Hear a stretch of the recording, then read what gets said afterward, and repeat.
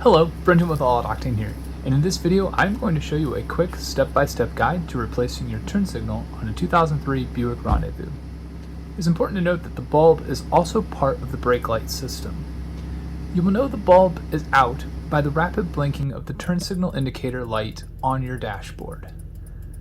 To start the replacement process, open the hatch of the rear of the vehicle and locate two Phillips head screws on the side closest to the light you need to replace. Unscrew them. Next, grab the light fixture assembly and carefully pull it horizontally away from the vehicle. There are two tabs that might give you some resistance. Do not pull too hard, you do not want to pull any wiring apart. Once you have the fixture free, locate the bulb holder and free it by turning counterclockwise.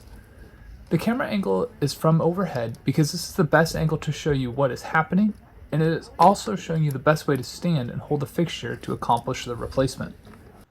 You will want to replace it with a 3057 bulb.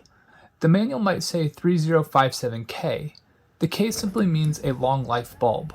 Replacing it with a non-K bulb is perfectly fine. Pull the old bulb out of the holder and replace it with the new one.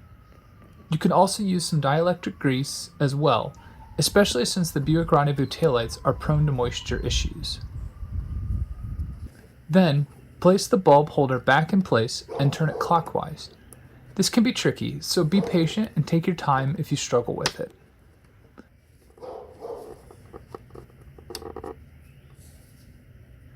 Place the fixture assembly parallel with the vehicle and slide it back into place, being sure to align it with the two tabs to ensure it is firmly in place and flush with the vehicle's exterior surface.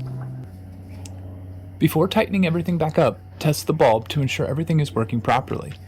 Be sure to press the brake pedal and turn the turn signal on to ensure both stages of the bulb are working properly. If one of them is not working, you might have a more serious issue. If everything is working properly, screw in the two Phillips screws and close the hatch. You're all done. Good to go.